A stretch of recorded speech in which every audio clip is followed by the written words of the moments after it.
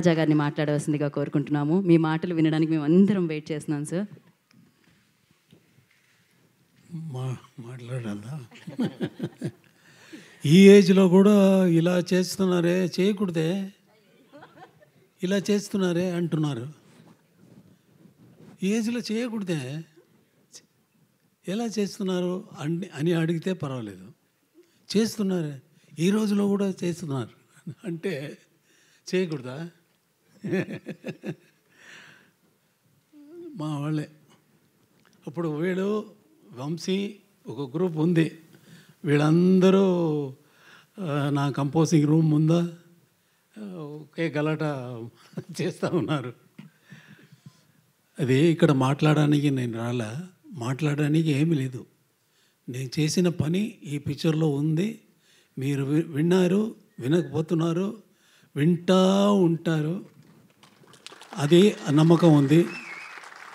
కీరవాణి గారు నాకు రాసినప్పుడు ఈ పల్లవి వినిపించినప్పుడు అనుకున్నాను, వీడు లోపల ఉన్న బంధం, ఆత్మబంధం గురించి కదా రాసి ఉన్నారు. ఇది పాట లేదు, సిచ్యువేషన్ కోసం రాయలేదు. ఆయన ఆయన real feeling towards me is అంత అభిమానుడు. చాలా అది ఎప్పుడూ మారలేదు, ఎప్పుడూ చేంజ్ అవుతుంది. ఒక స్టేజ్ వస్తే కొన్ని పిక్చర్ బిగినింగ్లో మ్యూజిక్ చేసేదానికి ముందు ఈజ్ ద ఫ్యాన్, అంతే కదా. ఫ్యాన్గా ఉంది, తర్వాత పిక్చర్స్ వచ్చి పిక్చర్లో మ్యూజిక్ చేసి మ్యూజిక్ వల్ల పాపులర్ అయ్యి అయితే స్వభావం మారిపోతుంది. మారిపోవచ్చు, మారలేదు. ఆ రోజు ఎలా నాకు కనిపించారో first time I saw him in my room, composing room, ఎలా చూసానో అలాగే ఉన్నారు. ఒళ్ళుగా అది పర్వాలేదు. మనసు కదా, మనసు వల్ల కదా మనం మనుషుడు అయ్యాము కదా. అలాగే ఉన్నారు, అలాగే ఉండాలి. దేవుడు ఈ పిక్చర్కి ఆశీస్సులు అందరికీ, దీంట్లో పనిచేసిన, ఈ పిక్చర్లో పనిచేసిన అందరికీ నీ లాంగ్ లైఫ్, ఫేమ్ అని ఇవ్వాలని కోరుకున్నాను, అంతే. Thank you sir. సార్ ఒక్క ప్రశ్న సార్, అదేంటి అంటే మామూలుగా మాకు ఏ సందర్భంలో అయినా ఇళయరాజా గారి పాట పెట్టుకుంటే చాలా అద్భుతంగా అనిపిస్తూ ఉంటుంది. మనకి ఎలాగో Q&A సెషన్ ఉంది సార్ మీడియాతో. ఒకటే ఒక ప్రశ్న, Q&A ఉంది సార్, నాకు ఉంది. ఓకే, ఒకటే ఒక ప్రశ్న సార్, ఇళయరాజా గారు లాంటి సంగీత దర్శకుడు ఇచ్చిన పాటల్లో ఇళయరాజా గారికి నచ్చిన పాట ఏది? మీకు బాగా, ఇన్ని వేల పాటల్లో మీకు బాగా నచ్చిన పాట ఏది? ఫేవరెట్ సాంగ్ అంటాం కదా సార్, అలా ఒకటి రెండా వేలు వేలు ఒకటనా రెండనా? నాకు ఇష్టమైన కాదు, నా వల్ల వచ్చింది కదా. నాకు ఎంత మ్యూజిక్ తెలుసు అనేది ముఖ్యం కాదు. మ్యూజిక్ నన్ను గురించి తెలిసిపోయింది కదా. ఎలా వస్తుందని నాకు తెలీదు, నిజంగా తెలీదు. తెలిస్తే ఆ సెకండే మ్యూజిక్ కంపోజ్ చేసేది ఆపేస్తాను. తెలిస్తే, ఎలా వస్తుందని తెలిస్తే మ్యూజిక్ ఆపేస్తాను. అది అంతే, తెలిసిపోయింది కదా. హాయిగా ఇంట్లో కూర్చొని నాకు మ్యూజిక్ తెలిసిపోయిందిరా అన్నాడు కదా.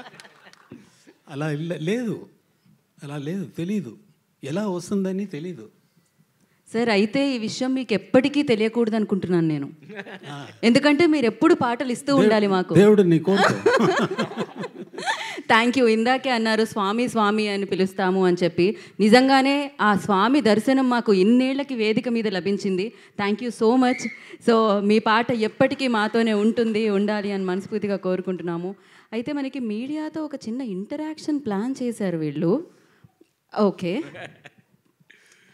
యా, కాదు సింపుల్గా ఏమన్నా సింపుల్గా సార్, సింపుల్ పాట గురించి, షష్ఠి పూర్తి గురించి.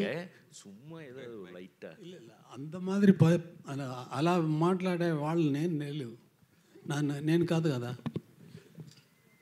అలా ఇవ్వలేదు. దాని ఫంక్షన్ కోసం వచ్చాను, రిలీజ్ కోసం. ఎప్పుడైనా నన్ను చూసేవాళ్ళు రిలీజ్ ఫంక్షన్లో, ఆడియో ఫంక్షన్లో, ఏదైనా ఫంక్షన్లో చూసేవాళ్ళు ఉన్నారా? ఎక్కడైనా వెళ్ళానా? ఇక్కడ వచ్చానంటే కొత్త వాళ్ళు ఫస్ట్ టైంగా అటెంప్ట్ చేస్తున్నారు, వాళ్ళు ఎంకరేజ్ చేయాలని ఇక్కడ వచ్చాను. అదే నా స్వభావం. ఫస్ట్ పిక్చర్ చేసినప్పుడు నెక్స్ట్ వచ్చిన కొత్త డైరెక్టర్స్ వస్తే వంశీ గురించి ఎవరికి తెలుసు? నాతో వచ్చారు యంగ్స్టర్స్, వస్తే వాళ్ళని ఎంకరేజ్ చేసేదే నాది స్వభావం అయిపోయింది.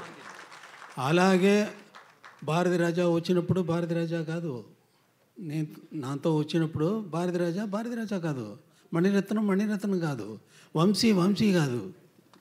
ఇప్పుడు ఇలాంటి ఎన్ని డైరెక్టర్స్ చెప్పాలా? మణివണ്ണన్, నివాస్,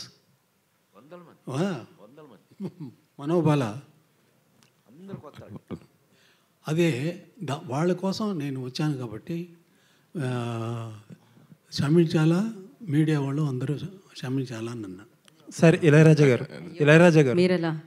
సార్, ఇళయరాజా గారు, నేను మిమ్మల్ని క్వశ్చన్ ఏమి అడగనండి. జస్ట్ దట్ ఏంటంటే ప్రొడ్యూసర్కి ఫస్ట్గా థ్యాంక్స్. మిమ్మల్ని మా ముందు కూర్చోబెట్టారు, అది మాకు అదృష్టంగా భావిస్తున్నాం. అండ్ గత నెలలో ఒక వార్త చదివాం, ఏంటంటే భారత ప్రభుత్వం ఇళయరాజా గారికి భారతరత్న ఇవ్వబోతుందని ఒక స్పెక్యులేషన్ వార్త. ఒకవేళ ఆ వార్త కనుక నిజమైతే మేము అనేది ఏంటంటే ఇళయరాజా గారికి కొత్తగా తెచ్చే గౌరవం ఏమి ఉండదు. భారత ప్రభుత్వానికి కానీ, భారతదేశానికి కానీ, లేకపోతే భారత ప్రజలకు కానీ మాకు ఒక గౌరవం ఇచ్చుకోవడానికి ఇన్నాళ్ళుగా కుదిరిందని అనుకుంటాం. Thank you sir, thank you for all your. ఆయనకి ఇది రావాలని మనం అందరం ఆ భగవంతుని మనస్ఫూర్తిగా కోరుకుందాం. భారతరత్నతో ఆయన వచ్చిన రోజున మీరన్నట్టు వదలకుండా మళ్ళీ మనం కేరవాణి గారు బ్రదర్, మనం అందరం కలిపి ఆయన్ని హైదరాబాద్లో సన్మానం చేయాలి. తప్పకుండా సార్, థ్యాంక్ యూ. మిమ్మల్ని క్వశ్చన్లో తీసుకొని అంటున్నారు కాబట్టి మిమ్మల్ని ఇబ్బంది పెట్టే ఉద్దేశం లేదు. Thank you sir. ఖచ్చితంగా. సో వారు థ్యాంక్ యూ ఇళయరాజా గారు, మరొకసారి ప్రత్యేకమైన కృతజ్ఞతలు తెలియజేసుకుంటున్నాం. Thank you so much. పాట ఎప్పటికీ మీరెప్పటికీ మాతోనే ఉంటారు, మా హృదయాల్లో ఉంటారు. Thank you so much. So yes, Ilaiyaraaja